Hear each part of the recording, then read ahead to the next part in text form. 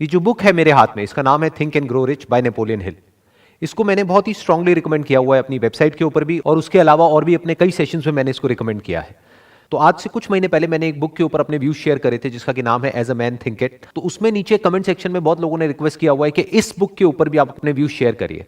तो इस बुक में से मैंने कुछ पॉइंट्स मार्क कर रखे हैं जिसकी कि आज हम डेप्थ में चलेंगे मिल करके, यानी कि आप जो मुझे अभी वीडियो में देख रहे हैं और मैं, हम लोग मिल करके इस बुक को डीपली समझने की कोशिश करेंगे कि बुक क्या है।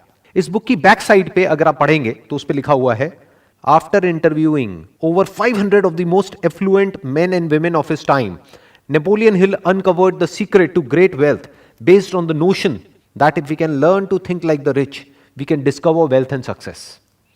तो ये बुक कोई ऐसा ही नहीं है कि किसी ने ऐसे ही कुछ भी सोचा और लिख दिया।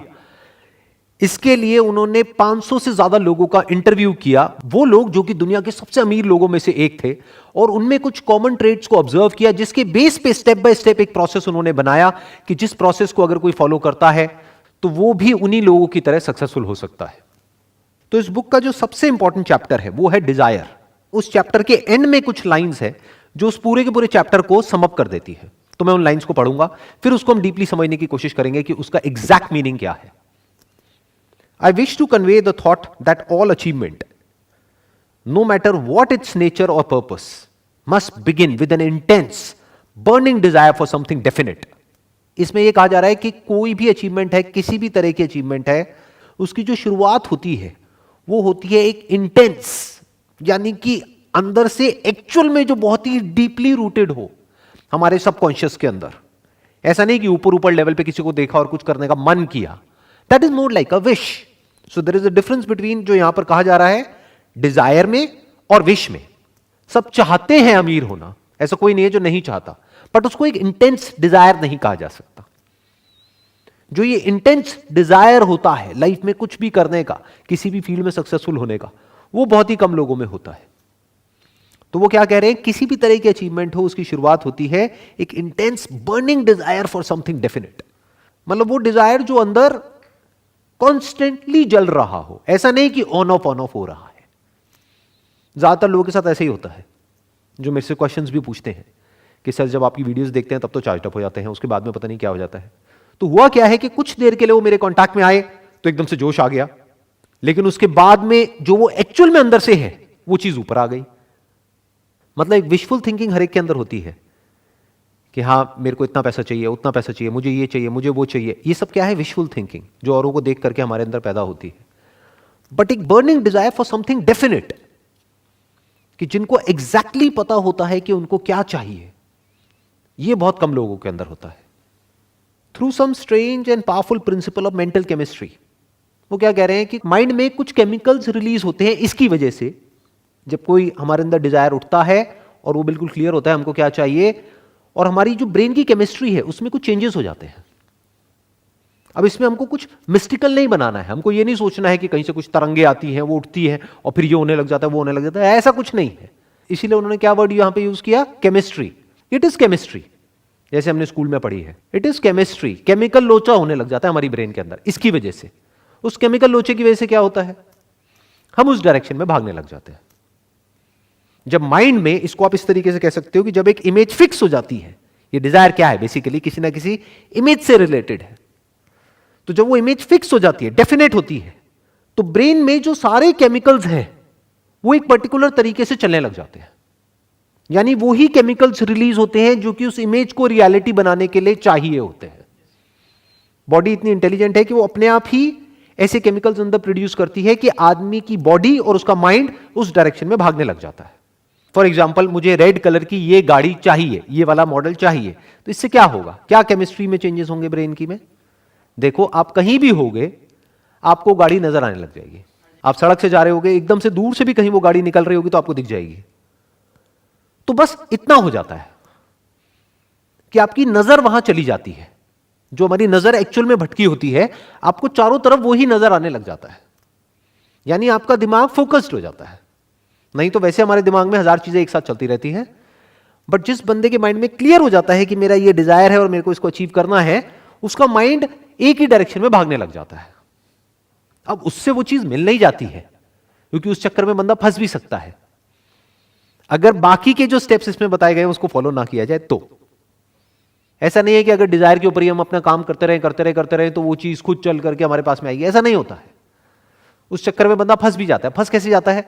जिसके दिमाग में पहले से ये बैठा हुआ है कि मेरे को ये चाहिए और यही गाड़ी चाहिए, एट एनी कॉस्ट चाहिए और अभी की अभी चाहिए, और वो रातों रात तो मिलेगी नहीं, तो उसको बेवकूफ बनाने वाले भी लाइन से बैठे हैं।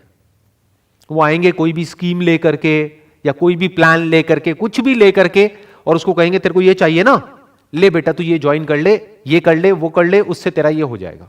तो ऐसे बंदों की बेवकूफ बनने की पॉसिबिलिटी भी उतनी ही है जितनी की सक्सेसफुल होने की। आप कह सकते हो 50-50 है। 50% पॉसिबिलिटी है कि वो बुरी तरह से बेवकूफ बनेगा, 50% है कि वो सक्सेसफुल होगा। कब होगा सक्सेसफुल? जब आगे भी जो बातें कही जा रही है उसको भी ढंग से डीपली समझेगा, उसको भी फॉलो करेगा, तब वो सक्सेसफुल होगा। बट अगर सिर्फ यहीं तक शॉर्टकट मारने की कोशिश करेगा तो वो फेल हो जाएगा, उल्टा फंस जाएगा। ये डिजायर ही उसको फंसा देगा। अब वो किस तरह से फंसा देता है उसके बारे में मैंने अपने अलग अलग सेशंस में बहुत बात करी है, तो मैं उसमें अभी नहीं जाऊंगा इस वक्त, लेकिन वो हमको फंसा देता है। एक दूसरा डिजायर होता है जो खुद को कैपेबल बनाने का डिजायर होता है। वो डिजायर बड़ा कमाल का होता है। मतलब अगर आप खुद के ही एक बेटर वर्जन को इमेजिन कर सकते हो, जैसे अगर आप बिजनेस कर रहे हो और आपका डिजायर सिर्फ पैसा है, तो there is a strong possibility एक आप गलत रास्ते पे भी जा सकते हो जो आगे जाकर के आपको फंसा सकता है। अब तो कुछ वेब सीरीज भी बन गई है ऐसे लोगों के ऊपर, तो मुझे ज्यादा बताने की जरूरत नहीं है। बहुत सारे एग्जाम्पल्स हैं हमारे पास में जो कि पैसे के चक्कर में फंस गए। तो ये पैसे का डिजायर हमको फंसा देता है, चीजों का डिजायर हमको फंसा देता है, लेकिन खुद को कैपेबल बनाने का डिजायर आपको और डाउन टू अर्थ कर देता है और आपको आजाद कर देता है। पैसा तो आता है ऐसे लोगों के पास में, बहुत आता है, जो अंदर से कैपेबल होते हैं। तो अगर इमेजिन करना ही है तो ये डेफिनेट गोल क्या होना चाहिए? अपने ही एक बेटर वर्जन को इमेजिन कर लेना है। फॉर एग्जाम्पल, आप एक बिजनेस कर रहे हो तो दो तरह के डिजायर हो सकते हैं। एक कि मेरे को इस बिजनेस से अगले 1 साल के अंदर अंदर मान लो 10 करोड़ रुपए कमाने हैं, एक ये डिजायर हो सकता है। दूसरा क्या हो सकता है? मैं ये प्रोडक्ट बेच रहा हूं लेकिन अभी मुझे खुद पता है कि मेरे इस प्रोडक्ट का लेवल क्या है, तो अगले 1 साल के अंदर अंदर मेरे इस प्रोडक्ट का लेवल ये होगा। उसको आप इमेजिन कर रहे हो कि आज मान लो on a scale of 1 to 10 इसका लेवल है 3, 4, आने वाले 1 साल बाद इसका लेवल होगा 9 या 10। नंबर 1। नंबर 2, अभी मेरे को मार्केटिंग की जो नॉलेज है वो on a scale of 1 to 10 1 है, आने वाले 1 साल बाद मेरे को होगी 10। मेरे कस्टमर्स का जो सेटिस्फैक्शन लेवल है आज की डेट में, क्योंकि क्वालिटी अच्छी नहीं है तो सेटिस्फैक्शन लेवल कम है, वो है 2 या 3 नंबर पे, उसको हम बढ़ा करके ले जाएंगे 10 तक। अगर इस तरह के डिजायर आपके अंदर बढ़ रहे हैं, बर्न कर रहे हैं, तो आप बहुत आगे जाओगे, बहुत दूर तक जाओगे। बाकी जो होते हैं वो गेट रिच क्विक में यहां वहां कहीं ना कहीं जाकर के फंस जाएंगे। ऐसी बहुत स्कीम्स हैं, बहुत तरह के बिजनेसेस हैं, उल्टे सीधे ये वो लंबी गेम नहीं खेल पाएंगे। अब जो एक चैप्टर है इस बुक के अंदर, that is chapter number 4 on auto suggestion. इसमें कहा जा रहा है this is the medium for influencing the subconscious mind. बिल्कुल सही बात कही जा रही है। सबकॉन्शियस माइंड मतलब क्या है? हमारी आदतें, वो काम जो हम बिना सोचे समझे करते हैं। जैसे जब तक गाड़ी चलानी आपको नहीं आती है तब आप कॉन्शियस माइंड से गाड़ी चलाना सीखते हो, एक बार गाड़ी चलानी आ जाती है तो वो गाड़ी सबकॉन्शियस से चलती है। आप कुछ और सोच रहे होते हो कॉन्शियसली, लेकिन गाड़ी अपने आप चलती रहती है। तो क्या कहा जा रहा है? No thought whether it is negative और positive can enter the subconscious mind without the aid of the principle of auto suggestion. Auto suggestion को एक और तरीके से भी आप बोल सकते हो रेपिटेशन। ऑटो सजेशन मतलब कि हम खुद को सजेशन दे रहे हैं, मतलब खुद ही के माइंड में एक बात को रिपीट करते चले जा रहे हैं। किसी भी स्किल को अगर हमको डेवलप करना है तो उसके लिए क्या चाहिए? Repetition, practice. माइंड के लेवल पे अगर ये जो डिजायर है, अभी वो सिर्फ एक डिजायर है, उसको बर्निंग डिजायर बनाना है, तो उसके लिए क्या करना पड़ेगा? क्या चाहिए माइंड के लेवल पे? Auto suggestion. ऑटो सजेशन मतलब क्या? रेपिटेशन, कि बार बार उसके बारे में सोचना पड़ेगा। तो वो धीरे धीरे कॉन्शियस माइंड से हट करके सबकॉन्शियस में चला जाएगा। फिर क्या होगा? अपने आप ही वो थॉट्स आने लग जाएंगे। बिल्कुल ऐसा है जैसे एक बीज को आप प्लांट कर रहे हो। डिजायर बिल्कुल एक बीज के जैसा होता है, तो बड़े सोच समझ करके वहां पे प्लांट करना होता है। नीम का बीज बो दिया तो उसके बाद में पता नहीं लगेगा, लेकिन जिंदगी कड़वी हो जाएगी। और अगर आम का बीज बो दिया तो जिंदगी मीठी हो जाएगी। तो इसीलिए मैंने कहा कि डिजायर किस तरह का अच्छा होता है लॉन्ग रन में और किस तरह का बुरा होता है, based upon my own experience. कुछ लोग मेरी बातों का कुछ गलत मतलब भी निकाल लेते हैं। उनको ये लगता है जब मैं बोलता हूं कि भाई इस तरह के डिजायर हमारे अंदर नहीं होने चाहिए, तो उन लोगों को ये लगता है शायद मैं जो कह रहा हूं उसकी वजह से उनके पास में पैसा नहीं आएगा या उनका लाइफस्टाइल इंप्रूव नहीं होगा, जबकि मैं ऐसा कभी भी नहीं कह रहा हूं। मैं क्या कह रहा हूं, डिजायर ऐसे पालो जो आगे जाकर के आप फंसो नहीं, पैसा बहुत आएगा। और जो भी कुछ कह रहा हूं, सवाल यह उठता है कि मेरे पास में क्या अथॉरिटी है इस बुक के बारे में बात करने की। जो भी कुछ कह रहा हूं अपने एक्सपीरियंस के बेस पे कह रहा हूं। मतलब मैं आपको कोई समरी नहीं बता रहा हूं इस बुक की, वो तो कोई भी कर सकता है। मैं क्या बता रहा हूं कि मैंने इस बुक को पढ़ा था आज से बहुत साल पहले, मे बी 20 साल पहले, जिसके बेस पे मैंने कुछ समझा, कुछ इंप्लीमेंट किया, कुछ चेंजेस लेकर के आया अपनी थॉट प्रोसेस में, जिसकी वजह से आज मेरी लाइफ एक पर्टिकुलर लेवल पे है। तो क्या कहा जा रहा है, no thought whether it is negative और positive can enter the subconscious mind without the aid of the principle of auto suggestion. मतलब कि जब तक कि हम रेपिटेशन नहीं करेंगे तब तक के कुछ भी नहीं होगा। तो रिपीट करना है, यानी कि जो भी आपका डिजायर है, जो भी आप बनना चाहते हो, जो भी करना चाहते हो, उसको लिखते रहो, उसके बारे में सोचते रहो, उससे रिलेटेड बुक्स पढ़ सकते हैं, उससे रिलेटेड वीडियोस देख सकते हैं। यानी हमारा माइंड एक ही जगह पर फोकस्ड हो जाए कि जो आपको करना है पूरी तरह से वहां पर फोकस्ड हो जाए।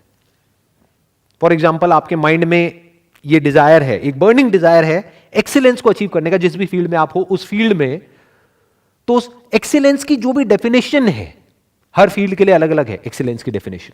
आप एक डॉक्टर हो तो कुछ और है, इंजीनियर हो तो कुछ और है, लॉयर हो तो कुछ और है, बिजनेसमैन हो तो कुछ और है। जो भी डेफिनेशन है आपकी फील्ड में एक्सीलेंस की, उस डेफिनेशन को पहले क्लियर करो अपने माइंड में, डिफाइन करो अच्छे से, ताकि वो डिजायर डेफिनेट हो जाए।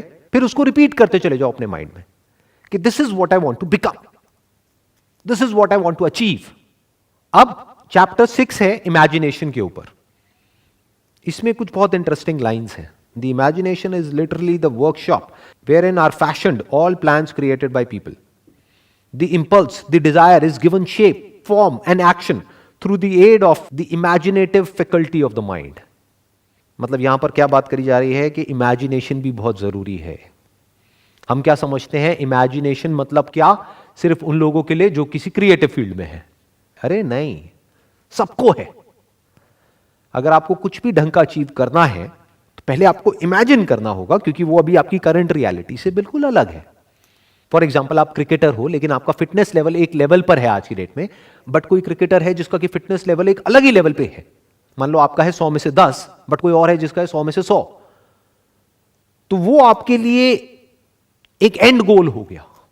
तो अपने आप को इमेजिन करना पड़ेगा फिटनेस की उस स्टेट में, जिस स्टेट में पहुंचने में आपको हो सकता है कई साल लगेंगे, और उस इमेजिनेशन को माइंड में रिपीट करना होगा थ्रू ऑटो सजेशन, ताकि वो image, the image of the kind of fitness level you want, externally as well as internally. Internally मतलब क्या, बाहर से तो आपकी मसल्स दिख सकती है, अंदर से मतलब क्या, आपकी कोर कितनी स्ट्रांग है। किसी भी स्पोर्ट्स में या गेम में सारा खेल कोर का होता है। कोर मतलब आप इसको ये भी कह सकते हो foundation of fitness is core. तो वो बाहर से नहीं दिखता है। तो ये आपका गोल होना चाहिए, और आपके अंदर ये इमेजिनेशन होनी चाहिए कि ठीक है, आज मैं इस लेवल पर हूं, लेकिन मैं अपने आप को इमेजिन कर पा रहा हूं और बिलीव कर पा रहा हूं कि मैं आने वाले 2 साल बाद इस लेवल पर होऊंगा। You must have that imagination powers. नहीं तो आप ये भी कह सकते हो क्रिकेट में इमेजिनेशन पावर की क्या जरूरत है। अगर आप एक बैट्समैन हो तो सामने से बॉल आ रही है और आपको हिट करना है बैट से, खत्म। नहीं जी, उस बॉल को हिट करने के लिए आपका जो फिटनेस लेवल है वो एक पर्टिकुलर लेवल पे होना चाहिए। तो अपनी जो इमेजिनेटिव फैकल्टी ऑफ माइंड है उसको डेवलप करना होता है, उसके ऊपर काम करना होता है। वो बहुत जरूरी है अगर लाइफ में हमको कुछ भी बड़ा अचीव करना है। इनफैक्ट अगर हम अपने आसपास में कुछ भी देखेंगे, दैट कुड बी एनीथिंग, जो भी आदमी ने बनाया, एक सुई से लेकर के एरोप्लेन तक, वो सब क्या है, आज एक रियलिटी है, बट कभी ना कभी किसी ना किसी के माइंड में वो एक इमेजिनेशन थी, तभी वो रियलिटी बन पाई। अगर किसी के माइंड में वो इमेजिनेशन ही नहीं होती तो पेपर पे उसकी इमेज कैसे बनती, इमेज नहीं बनती तो एक प्लान कैसे बनता उसको प्रैक्टिकली बनाने का। तो everything is an imagination which is there in the mind. और स्पेशली एंटरप्रेन्योरशिप में, बिजनेस में, इससे बड़ी और कोई क्वालिटी नहीं है। क्योंकि द प्रॉब्लम इज कि आपके आसपास में कोई नहीं समझ पा रहा होगा कि आप एग्जैक्टली क्या सोच रहे हो और आप क्या करने वाले हो। किसी को समझ नहीं आने वाला। जिसको आप बताओगे वही आपके अगेंस्ट हो जाएगा। तो आपकी इमेजिनेशन पावर्स इतनी स्ट्रांग होनी चाहिए कि आप वो देख सको। मतलब that imagination must become like a vision for you, जो औरों के लिए सिर्फ एक इमेजिनेशन होगा, मतलब एक ख्याल होगा। किसी और को आप बताओगे तो वो कहेगा क्या ख्याली पुलाव पका रहा है, मुंगेरी लाल के हसीन सपने। बट आपके माइंड में क्या हो जाना चाहिए, वो इमेजिनेशन एक विजन की तरह हो जाना चाहिए कि आपको साफ नजर आ रहा हो कि आप आंखें बंद करो और आपको साफ नजर आ रहा हो कि आने वाले 5 साल बाद क्या होने वाला है, कि दुनिया किस डायरेक्शन में जाने वाली है। इसको एंटरप्रेन्योरशिप बोलते हैं। अब जैसा मैंने अभी थोड़ी देर पहले कहा था कि इसमें सिर्फ डिजायर से कुछ नहीं होगा, ऑल्दो डिजायर सबसे इंपॉर्टेंट है, यानी बिना बीज के कुछ नहीं होगा, लेकिन सिर्फ बीज से भी कुछ नहीं होगा। ये बात समझने वाली है कि उसके साथ साथ में और भी बहुत कुछ करना पड़ेगा। खाद डालनी पड़ेगी, पानी देना पड़ेगा, लैंड को आइडेंटिफाई करना पड़ेगा कि वो सॉइल उसके लिए ठीक भी है या नहीं है उस तरह के बीज के लिए। तो ऐसे बहुत कुछ करना पड़ेगा। तो और क्या करना पड़ेगा जो बहुत इंपॉर्टेंट है, या किस वजह से लोग आगे नहीं बढ़ पाते हैं। चैप्टर नंबर 8 है डिसीजन के ऊपर। इसमें क्या कहा जा रहा है, accurate analysis of over 25,000 main and women who had experienced failure disclosed the fact that lack of decision was near the head of the list of the 30 major causes of failure. 30 वजह जो इन्होंने ढूंढी, निकाली failure की, कि जिस वजह से लोग फेल होते हैं, उस लिस्ट में सबसे टॉप पे जो है that is lack of decision. This is no mere statement of a theory, it is a fact. Procrastination, the opposite of decision, is a common enemy that practically everybody must conquer. अब क्या कहा जा रहा है यहां पे, सबसे बड़ा चैलेंज क्या आने वाला है, प्रोक्रेस्टिनेशन. मतलब क्या कि हम टालते रहते हैं, lack of decision. And life is all about a decision. Life क्या है अगर डिसीजन नहीं है तो, हर कदम पे एक डिसीजन, और डिसीजन ना लेना भी अपने आप में एक डिसीजन है. तो यहां पर क्या कहा जा रहा है, लैक ऑफ डिसीजन. कि हम सही टाइम पे, जब सही मौका होता है तब सोचते रह जाते हैं, फिर वो मौका हाथ से निकल जाता है, फिर उसके बाद में सिर्फ रिग्रेट करते हैं. ऐसा हमने अपने घरों में बहुत बार होते हुए देखा है. बड़े बूढ़े जब बैठ करके बात कर रहे होते तो क्या बातें कर रहे होते हैं, उस टाइम पे मुझे मौका मिला था ये करने का, अगर कर लिया होता तो मैं आज पता नहीं कहां होता, तो क्यों नहीं किया. उसके पीछे जो सबसे बड़ा रीजन मिलेगा वो है फियर. इस बुक में एक और चैप्टर, यहां ठीक है अच्छा हो गया तो इतना अच्छा हो सकता है, लेकिन बुरा हो गया तो इतना बुरा भी हो सकता है. तो हम डर गए, इस वजह से हमने वो नहीं किया. जो सबसे बड़ा फैक्टर है फेलियर का, वो क्या है कि वो कुछ करते ही नहीं है, इस वजह से फेल हो जाते हैं. इसलिए नहीं कि कुछ करते हैं और फिर उसमें फेल हो जाते हैं, नहीं, वो कुछ करते ही नहीं है, यानी सोचते ही रह जाते हैं. ना कुछ करने का डिसीजन ले पाते हैं, ना कुछ नहीं करने का, बीच में अटके रह जाते हैं और मौका निकल जाता है. इन अदर वर्ड्स, कल पे नहीं टालना है.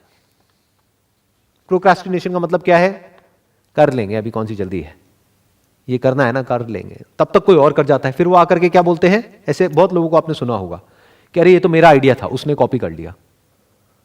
अरे वो तो तुझे जानता तक नहीं, उसने कैसे कॉपी कर लिया. वो ये कहना चाह रहा है कि उसने कर लिया और मैं सिर्फ सोचता ही रह गया. That is called lack of decision.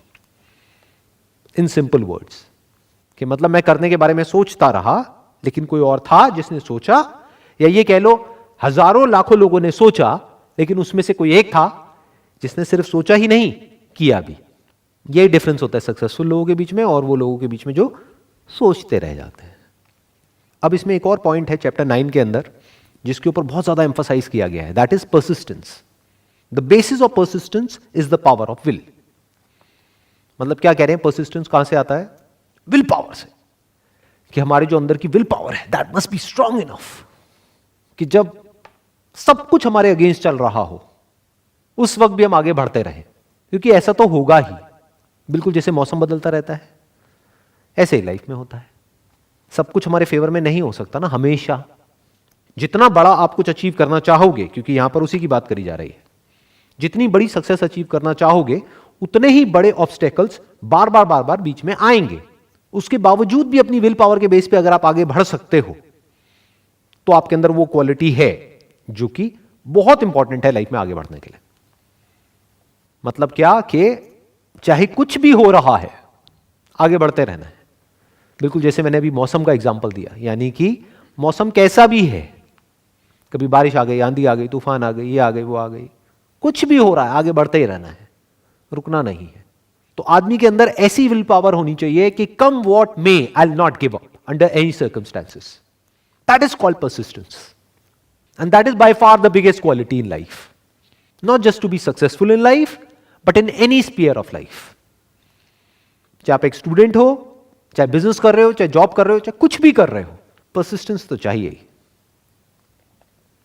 क्योंकि जिसकी छोड़ने की आदत पड़ जाएगी ना, कि जरा सी प्रॉब्लम आई, छोड़ो ना, क्या करेंगे, वो छोड़ता ही रहेगा जिंदगी में, वो भागता ही रहेगा.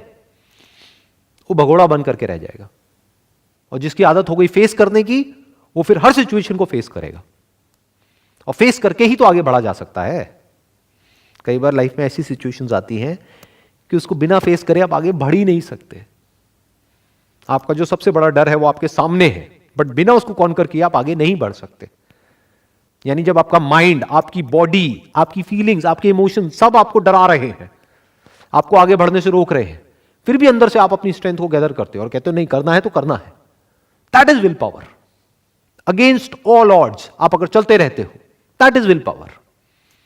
फिर ये बुक में जो भी कहा जा रहा है, थिंक एंड ग्रो रिच, फिर अमीर एक बहुत छोटा वर्ड है आपके लिए, क्योंकि फिर जो आप कर सकते हो वो पैसे से बहुत बड़ा है। आप सिर्फ पैसा नहीं कमाओगे, you will leave a legacy behind.